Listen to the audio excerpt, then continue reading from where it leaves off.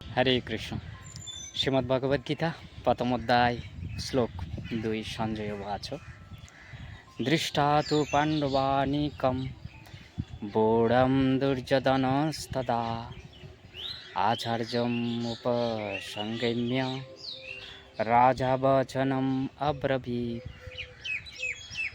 তো এই শ্লোকের অনুবাদে বলছেন দুর্যোধনকে রাজা বলা হচ্ছে।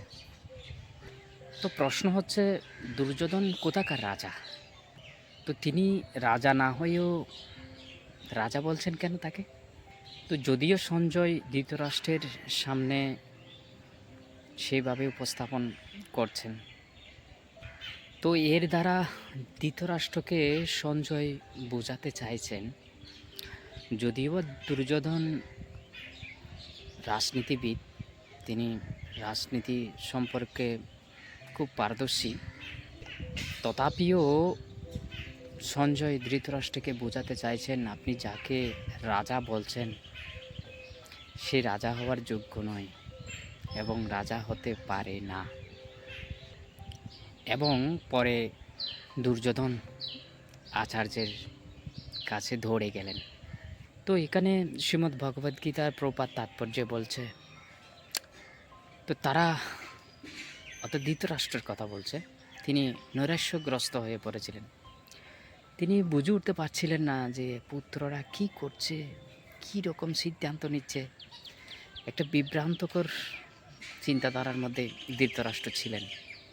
তখন এই প্রেক্ষিতে সঞ্জয় ধৃতরাষ্ট্রকে বলছেন যে মহারাজ, ঠিক আছে, আপনার ছেলে রাজা হবে। তো এই বলার মধ্যে দিয়ে ধৃতরাষ্ট্রকে কি বোঝাতে চাইছেন সঞ্জয়?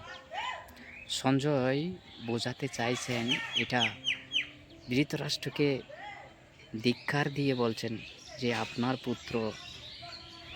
আপনার পুত্র রাজা হওয়ার যোগ্য নয়। তো সঞ্জয় চাইলে তো আর রাজা হয় না। এখানে সঞ্জয় সুকৌশলে ধৃতরাষ্ট্রকে তাচ্ছিল্য করেছেন। তো সঞ্জয় বোঝাতে চাইছেন আপনি এমনিতেই অন্ধ এবং পুত্র স্নেহে আরও অন্ধ হয়ে গেছেন।